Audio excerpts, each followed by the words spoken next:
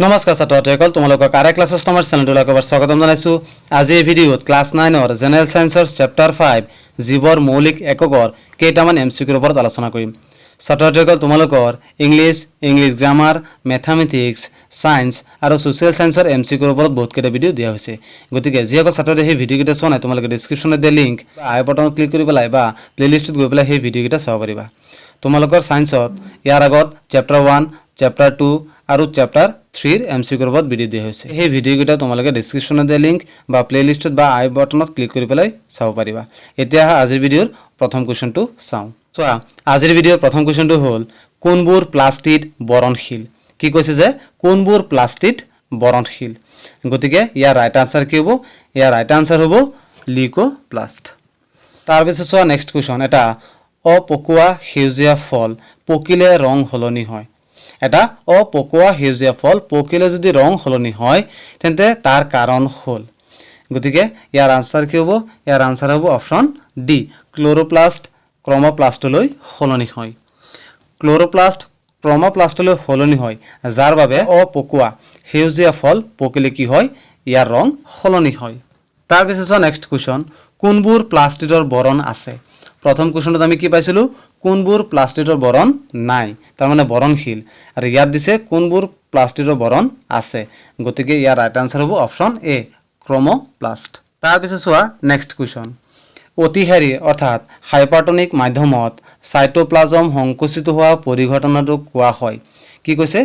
অতিহাৰী অৰ্থাৎ হাইপাৰটনিক মাধ্যমত সাইটোপ্লাজমত সংকুচিত হোৱা পৰিঘটনাক কি বুলি কোৱা হয়? গতিকে ইয়াৰ আনসাৰ হ'ব অপশ্যন খ, প্ৰটোপ্লাজমৰ সংকোচন অৰ্থাৎ প্লাজমলাইসিস। তাৰপিছত চোৱা নেক্সট কুৱেশ্যন, ডেছক কোষীয় শক্তিৰ মুদ্ৰা এনাৰ্জি কাৰেন্সি বোলা হয়। কি কৈছে? কোষীয় শক্তিৰ মুদ্ৰা বোলা হয়, এনাৰ্জি কাৰেন্সি। কাক কোষীয় শক্তিৰ মুদ্ৰা বুলি কোৱা হয়? গতিকে ইয়াৰ আনসাৰ হ'ব অপশ্যন চি, এটিপি। এটিপিক কোষীয় শক্তিৰ মুদ্ৰা বোলা হয়। চোৱা নেক্সট কুৱেশ্যন, নেক্সট কুৱেশ্যনটো হ'ল ডেছক কোষৰ শক্তি ভঁৰাল বোলা হয়। কি কৈছে? ডেছক কোষৰ শক্তি ভঁৰাল বুলি কোৱা হয়। গতিকে ইয়াৰ আনসাৰ কি হ'ব?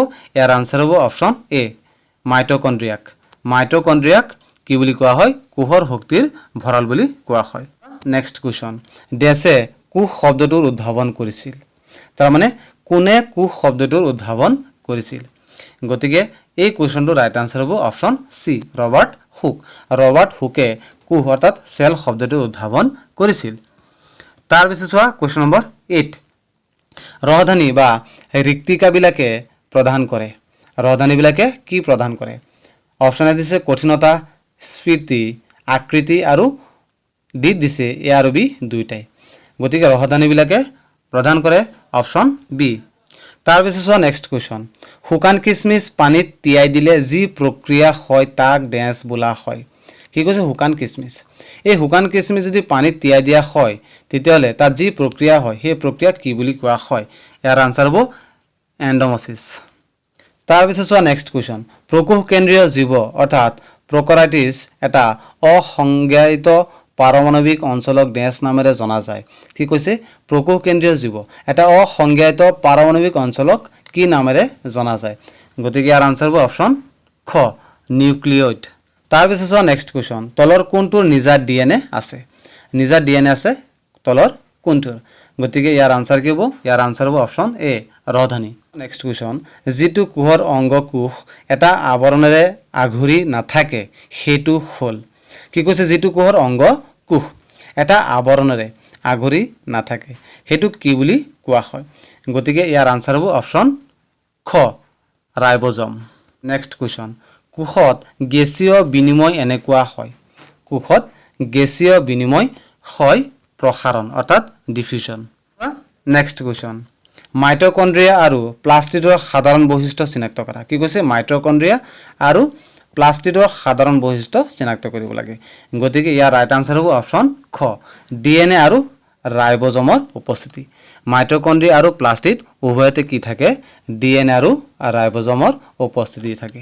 নেক্সট কুৱেশ্যন, তলৰ কোনটো স্ফটিক বনাব পাৰি? তলৰ কোনটোৰে কি বনাব পাৰি? স্ফটিক বনাব পাৰি।